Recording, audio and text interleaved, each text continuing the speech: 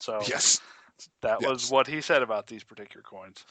But yet, it looks like they were very sharply struck. Hmm. So I bet they were quite remarkable when they were When they went into new. the bag and before they got tossed around 100 Yeah. times. Yeah, Yeah. Before they got certainly. But emptied out on 15 loading docks. yep, but he said that that was his exact words, that they were heavily bag marked and unremarkable. But And can I you think to look, imagine, being in the vaults of the GSAE and going through all these bags of Carson City Morgans and tripping over a bag of 1860 dollars and tearing it open and taking a look down in there and being like, they're kind of ugly. well, yeah, but I mean, you look at the planchets on these, and it's like the color is spectacular on this coin. Yeah, It's blast white. it is. It would almost seem like the planchet was picked, Eh, like it was selected and then abused later. no, I mean, that's just apparently from what I read about them, the way that all of the coins in this bag looked and these bags looked. They were just beat up, but still uncirculated coins. So, And as I remember, the New Orleans Mint coins were kind of noted for not being tremendously well struck. yeah, and this one, None of them were. this one's kind of, falls in that same kind of category. This follows in It's in got a that little tradition. weakness just above the top of the shield, and also a little weakness on the Eagle's right wing, our left wing, towards the top there. But Yeah, the stars are flat. yeah, but I mean, other than that, finding specific dates of seeded dollars and uncirculated is ridiculously hard. So this date is actually a date that's actually relatively easy to get in uncirculated compared to a lot of other dates, simply because these 2,000 coins that came out of the GSA hoard. Yeah, I would imagine that this coin is actually probably harder to find in circulating condition. No, actually, I mean it's not, because only 2,000 coins is not a ton as far as a discovery goes. I mean, being seeded dollars, yeah, it is kind of a dramatic discovery, but there are definitely examples of this coin out there circulated as well. Um, I mean, and it's still like I think a $2,500 coin um, today, but And so tell us the story. This one just kind of strolled in off the street. we bought a gigantic collection of type coins. Basically, a high-end collector decided that he was going to be liquidating his typeset, and this just happened to be his seeded dollar. So, And it was previously in the slab. yeah, it was purchased in the slab. I did not buy it raw. Um, you know, so there was a lot of other really really nice stuff. I mean, good lord, we spent over $30,000 on this collection. So some cool, $30,000 on this collection. almost 40. Yeah, it was. There was some really cool stuff in there. And this was the coolest of all of it? This was the coolest of all of it to me. Maybe not necessarily the coolest of all of it. I mean, there was some really high grade Indian head pennies, copper, nickel, and 5 plus. Um, there was some other really neat coins in there, but for me, and just on my personal level, I thought this was the coolest coin because I knew exactly when I saw it where it came from.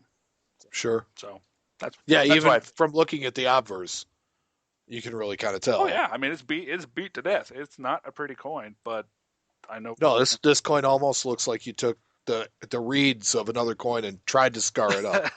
yeah, I mean it's not an attractive example, but it has a really cool story. And it has a Well, great history yeah, because if you think just 1 year later that mint would fall into, Confederate hands. it's definitely historical, and that's kind of what drew me towards it. And so what are your plans to do with this? I don't want to own it. I Well, don't. you never want to own anything, Well, I do, but I have to sell it. I've got to pay my bills, man. right? I've got a business to run. As Uh-huh. much as I would love to be able to stick that coin away in my safe forever and ever and ever, I can't afford it. I don't think you really would.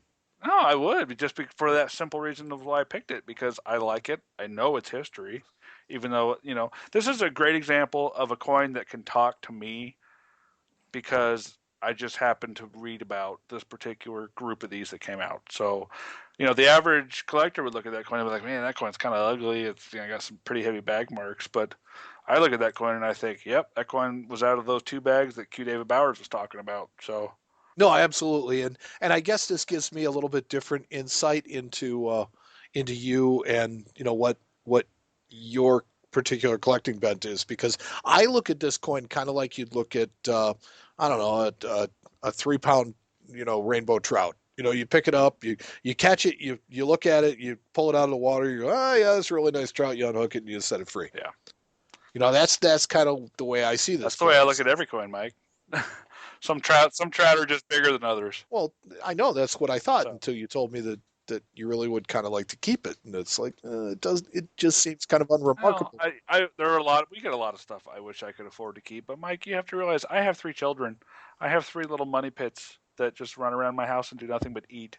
Just wait. Yeah, oh, I'm sure. You got 3 boys. 3 boys. Yeah. Just wait. Oh, and I would look pretty stupid standing at the grocery store trying to buy Cheetos with a seated dollar. So In your barrel. yes, in my barrel. In your barrel. Yeah. Strapped over So, your shoulders. anyways, that was the coolest thing that walked in this week. This is Ilya Leonov, and you're listening to the Coin Show Radio. So, with that said, we would like to thank our contributors, the people who wrote to us, offered suggestions and ideas, posted to social media, asked questions, or in some other way supported or inspired us. As always, an enormous thanks for listening. Without you, this entire endeavor would be completely pointless. Thanks to Tony Alvarez and the Tony Alvarez Band for our theme music. Visit them at TonyAlvarezBand.com. Also, a big thanks to the Coffin Cats for the use of their music. Visit them at CoffinCatsRock.com. A big thanks to our Facebook, Twitter coordinator, Andy Simonson. Andy is making our Facebook page a place to be on social media. He's a rad fella. He is. Yeah, posting new and interesting articles every day. If you have visited our Twitter or Facebook pages recently, I'm sure you have enjoyed his work. If you haven't checked it out yet, come and take a look at our Facebook page. It's easy to find at www.facebook.com/coinshowradio. The stuff that Andy posts there every day is amazing and keeps you well informed. Share the posts and articles with your friends and the people you know. Don't forget to check out our new Facebook group entitled Friends of the Coin Show. It's a closed group where we all share our observations, information, discoveries, and things of interest. One of the things I like most about the group is that everyone who subscribes sees every message, so unlike most of Facebook, where people see what you post, some people don't. Our group shares our thoughts and interests with everyone in real time. It's kind of like a replacement for the old Coin Show forum where listeners could share their thoughts with everyone and people could respond, but it's bigger and nicer. Did you know that this and many recent episodes are available for your listening pleasure on iTunes, Spreaker.com, iHeartRadio.com, and of course on our website, CoinShowRadio.com? That's right, folks. And if you visit our webpage at coinshowradio.com, you'll find links to listen to or download all of our past episodes. You can also make comments on the episodes there, so share your thoughts. On our website, you can also ask us questions through our questions at coinshowradio.com link.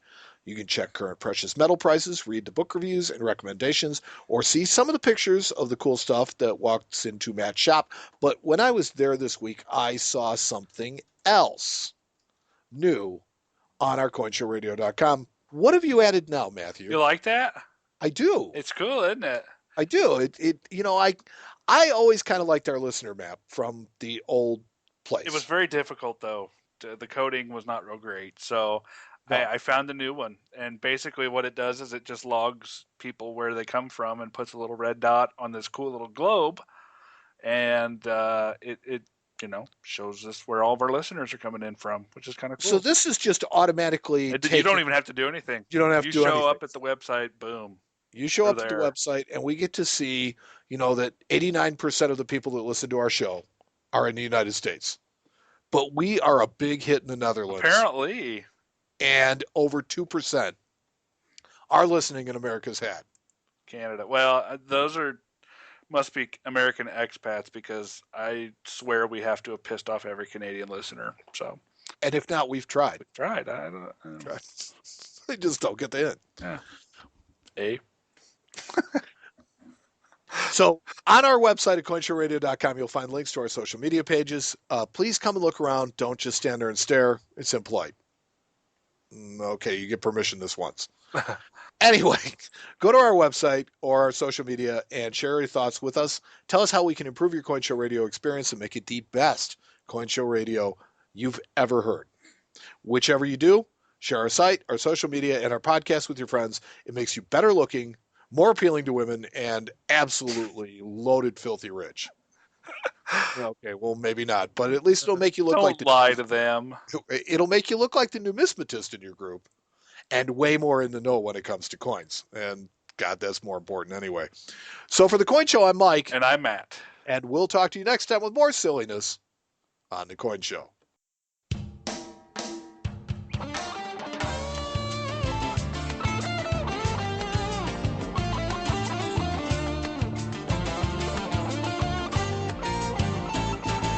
I can tell by the way you look at me that it will not be forever, but that's all right with me.